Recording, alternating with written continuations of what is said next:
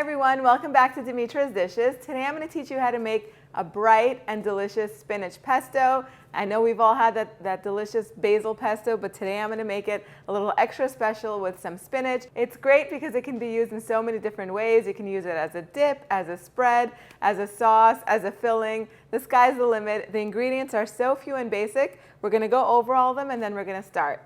We're going to need some really good quality olive oil, a clove of garlic, some walnuts, a little bit of lemon juice, fresh spinach, some ground Parmesan cheese, or you could use kefalograviera, and then your favorite herbs. In here I have some baby basil and lemon basil, but you can use parsley if you'd like, some salt, and some black pepper. Everything gets done in the food processor. First, I'm going to go ahead and add my garlic because I like to make sure that it's really finely ground before everything else goes in. We're just going to pulse it until it's nicely minced.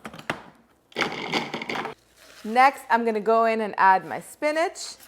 And I'm also going to add the herbs. I have some baby basil here and some lemon basil. Now, of course, you can use all basil or you can do some parsley in there instead. Herbs just brighten it up and just make it taste more fresh and delicious.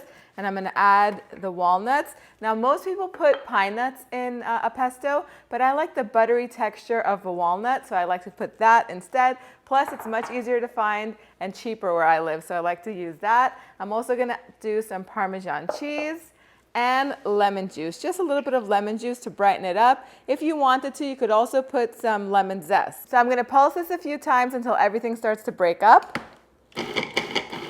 Perfect. Now I'm going to add a little bit of salt. Be careful with the salt and you should taste as you go. Just start with just a little bit, maybe like a 1/4 teaspoon or so, because Parmesan cheese is salty.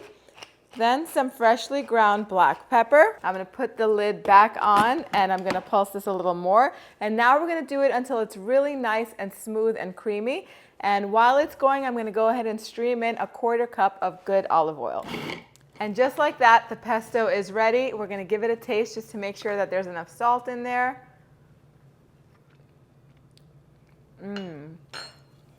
Really good, but it does need a little tiny bit more. So good.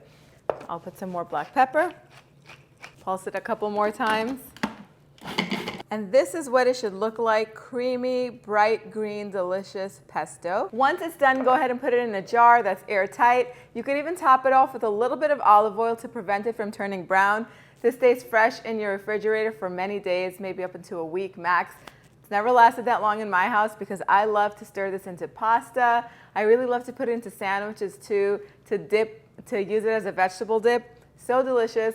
And you're going to want to stay tuned for a delicious Hasselback eggplant recipe that's coming up in just a few days. Go ahead and print the recipe out on www.dimitrasdishes.com. It's also underneath in the description box down below. Let me know what you think in the comment section. Thank you guys so much for spending time with me today. I'll see you all next time. Yes, us.